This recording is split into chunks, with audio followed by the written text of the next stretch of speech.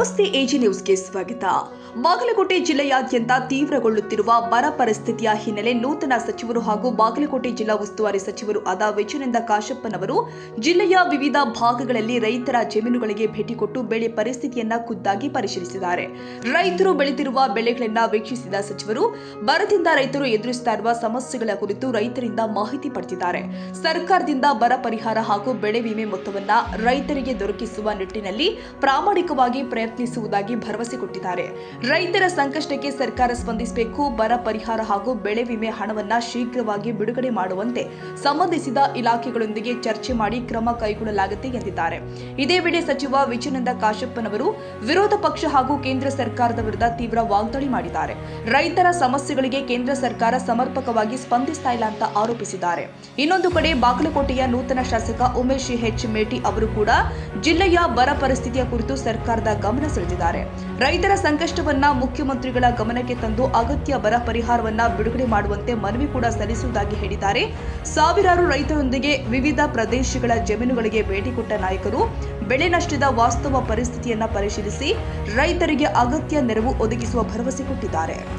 ಬಾಗಲಕೋಟೆ ಮತಕ್ಷೇತ್ರದಲ್ಲಿ ಮೊದಲ ಬಾರಿಗೆ ಸುದೀರ್ಘವಾಗಿ ತಮ್ಮ ಬಾಗಲಕೋಟೆಯಲ್ಲಿ ಶಾಸಕರಾಗಿ ಹಾಗೂ ಸಚಿವ ಸ್ಥಾನದಲ್ಲಿ ಒಂದು ಉತ್ತಮ ಖಾತೆಯನ್ನು ಪಡೀಲಿಕ್ಕೆ ತಾವು ಸರ್ಕಾರ ಮಟ್ಟದಲ್ಲಿ ಹೋರಾಟ ಮಾಡಿ ಶಾಸಕರಾಗಿ ಕೆಲಸವನ್ನು ನಿರ್ವಹಿಸ್ತಿದ್ದೀರಿ. ಅದೇ ರೀತಿ ಈ ನಮ್ಮ ಬಾಗಲಕೋಟೆ ಮತಕ್ಷೇತ್ರದಲ್ಲಿ ಬರ ಪರಿಹಾರಗೋಸ್ಕರ ಸಾಕಷ್ಟು ರೈತರು ಈಗ ಮಳೆ ಇಲ್ಲದೆ ಭಾಳ ತೊಂದರೆನ ಅನುಭವಿಸ್ತಾ ಇದ್ದಾರೆ ಸರ್. ಈಗ ತಾವು ಬರ ವೀಕ್ಷಣೆ ಮಾಡಲಿಕ್ಕೆ ಬಂದಿದ್ದೀರಿ. ತಮ್ಮ ಅಭಿಪ್ರಾಯ ಏನು? ಯಾಕಂದರೆ ಅನೇಕ ಕಡೆ ಬಿತ್ತಿದ್ದಾರೆ ಪಾಪ, ಏನೋ ಮಳೆಯನ್ನು ಒಂದು ನೆಂಬಿ ಬಿತ್ತಿದ್ದಾರೆ, ಅದು ಯಾವುದೇ ರೀತಿ ಫಲ ಬರುವಂಥ ಕೆಲಸ ಆಗಿಲ್ಲ.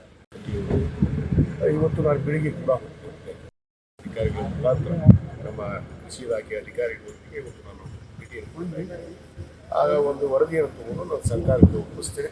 ಖಂಡಿತವಾಗಿ ಯಾವ ರೈತರಿಗೆ ಅನ್ಯಾಯ ಆಗಿದೆ ನಿಜವಾಗಲೂ ಆ ರೈತರಿಗೆ ಇವತ್ತು ನ್ಯಾಯವನ್ನು ಕೊಡಿಸುವಂಥ ಕೆಲಸ ನಾನು ಮಾಡಬೇಕಾಗತ್ತೆ, ಮಾಡೇ ಮಾಡ್ತೀನಿ ಸರ್. ಇನ್ನೊಂದು ಮಾತು, ವಿರೋಧ ಪಕ್ಷದವರು ಯಾವ ಆಡಳಿತ ಪಕ್ಷದವರು ಮಾಡಿಲ್ಲ ಅನ್ನೋದು ಒಂದು ಆರೋಪ ಇದೆ ಸರ್, ಅದರ ಬಗ್ಗೆ ತಾವೇನು ಹೇಳ್ತಾರೆ? ನೋಡ್ರಿ, ಅವರಿಗೆ ರೈತರ ಮೇಲೆ ಇವತ್ತು ಕೇಂದ್ರ ಸರ್ಕಾರದಲ್ಲಿ ಏನು ನರೇಂದ್ರ ಮೋದಿ ಸರ್ಕಾರ ಇಷ್ಟೊಂದು ಜನ ಸಂಸದರು ನಡೆಸಿದ್ದಾರೆ. ಇವತ್ತು ರಾಜ್ಯಕ್ಕೆ ಏನು ನ್ಯಾಯ ಕೊಟ್ಟಿದ್ದಾರೆ, ರೈತರಿಗೆ ಏನು ನ್ಯಾಯ ಕೊಟ್ಟಿದ್ದಾರೆ ಅನ್ನೋದು ಬಂದಾದರೂ ಪ್ರಕಟಗೊಳಿಸ್ತಾರೆ. ಏನು ವಿಜೇಂದ್ರ RS ಬರೀ ಒದರೋದು ಗುಳೆ ದಾಸಯ್ಯ ಬಿಟ್ಟರೆ ಯಾವುದೇ ಅಭಿವೃದ್ಧಿ ಕೆಲಸಗಳಿಲ್ಲ.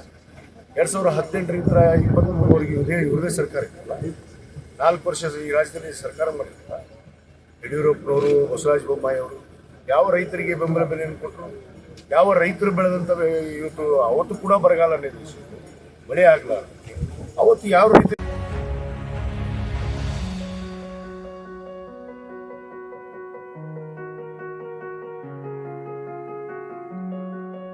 ಕನ್ನಡಿಗರ ಮೆಚ್ಚಿನ ನಿಮ್ಮ AJ 24/7 ನ್ಯೂಸ್ ಕನ್ನಡ ವಾಹಿನಿ ಇದೀಗ ಟಿವಿಯಲ್ಲಿ ಲಭ್ಯ. ವೇಳೆ ನೋಟಿಸ್ ಕೊಟ್ಟಿದ್ರೆ ವಾಪಸ್ ತಗೋತೀವಿ. ಇವತ್ತು ವಕ್ಫ್ ಪ್ರಾಪರ್ಟಿ ಅಂತೇಳಿ ಬರ್ತದೆ ಅಂತ ಹೇಳಿದ್ರೆ ರೈತರ ಬೀದಿಗೆ ಬದಲು ಏನ್ ಮಾಡ್ಬೇಕಾಗತ್ತೆ? ಯಾರು ವೋಟ್ ಹಾಕಿಲ್ಲ ಅಂದ್ರೆ ಗ್ಯಾರಂಟಿನೆಲ್ಲ ಸ್ಟಾಪ್ ಮಾಡ್ಬಿಡ್ತೀವಿ.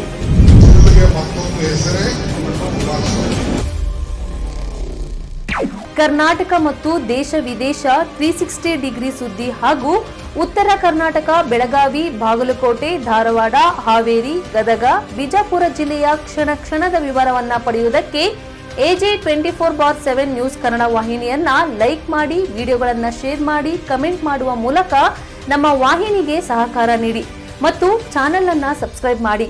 ಧನ್ಯವಾದಗಳು.